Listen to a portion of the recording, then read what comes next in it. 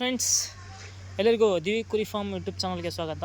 ನೋಡಿ ಫ್ರೆಂಡ್ಸ್, ನಿಮ್ಮನೆ ದನಗಳಲ್ಲಿ ನಿಮ್ಮನೆಯ ಕೊಟ್ಟಿಗೆಯಲ್ಲಿ ಎರಡರಲ್ಲಿಯೂ ನೊಣ ಆಗಿರೋದನ್ನ ನೀವು ನೋಡಿರ್ತೀರಿ.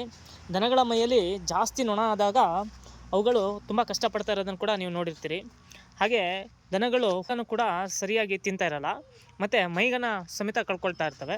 ಈ ಸಮಸ್ಯೆಗೆ ಪರಿಹಾರ ಏನಪ್ಪ ಅಂತ ಅಂದಾಗ ನಾನು ಮೆಡಿಕಲ್ ಹೋಗಿ ವಿಚಾರಿಸಿದಾಗ ಅವರೊಂದು ಔಷಧಿನೇ ಕೊಟ್ಟಿದ್ದಾರೆ. ನೋಡಿ ಫ್ರೆಂಡ್ಸ್, ಆ ಔಷಧಿ ಬಂದ್ಬಿಟ್ಟು ಇದೆ ಅಮರ್ ಅಂತೆ. ಈಗ ಮಸ್ಕಿಟೋಸ್ ಕಿಲ್ಲರ್, ನೊಣ ಸೊಳ್ಳೆ ನುಸಿಗಳಿಗೆ ಪರಿಣಾಮಕಾರಿ ಔಷಧಿ ಅಂತೆ. ಇದೊಂದು ಬಾಟ್ಲಿಗೆ 140 ರೂಪಾಯಿ ಆಗಿದೆ. ಮತ್ತು ಈ ಮೇಲ್ಗಡೆ ಇದೆಯಲ್ಲ ಸ್ಪ್ರೇಯರು, ಅದಕ್ಕೆ 15 ರೂಪಾಯಿ. ಒಟ್ಟು ಟೋಟಲು 155 ರೂಪಾಯಿ ಆಗಿದೆ. ಇದಕ್ಕೆ ನೋಡಿ ಸ್ಪ್ರೇ ಮಾಡ್ತಾಯಿದ್ದೀವಿ. ನೀಲಿ ಕಲರ್ ಇದೆ ಇದು. ಅವ್ರು ಹೇಳಿದ್ದೇನಪ್ಪ ಅಂತ ಹೇಳಿದರೆ 4 ಹುಂಡುಗಳನ್ನು ಎಲ್ಲ ಕಡೆ ಹಾಕಿ 4 ಹತ್ರ ಒಟ್ಟಿಗೆ ಸ್ಪ್ರೇ ಮಾಡಿ ಅಂತ ಹೇಳಿದರು. ಬಟ್ 4 ಕಡೆ ಸ್ಪ್ರೇ ಮಾಡಿದ್ದೀನಿ. ಮತ್ತು ಇದನ್ನು ಎಲ್ಲ ಕಡೆ ಸ್ಪ್ರೇ ಕೂಡ ಮಾಡ್ತೀನಿ.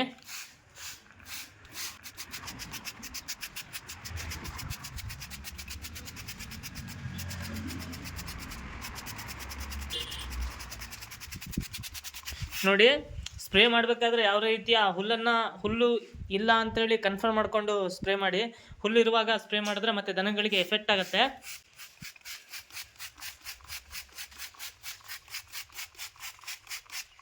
ನೋಡಿ, ಈಗ ಎಲ್ಲ ಕಡೆ ಸ್ಪ್ರೇ ಮಾಡಿ ಮುಗಿದಿದೆ.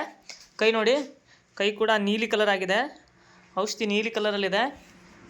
ನೋಡೋಣ ಇದು ಯಾವ ರೀತಿ ಎಫೆಕ್ಟ್ ಆಗುತ್ತೆ, ಸೊಳ್ಳೆ ನೊಣ ಎಲ್ಲ ಸತ್ತೋಗುತ್ತಾ ಇಲ್ವಾ ಅಂತ ನಾನು ನಿಮಗೆ ನಾಳೆನ ವೀಡಿಯೋದಲ್ಲಿ ತಿಳಿಸ್ತೀನಿ.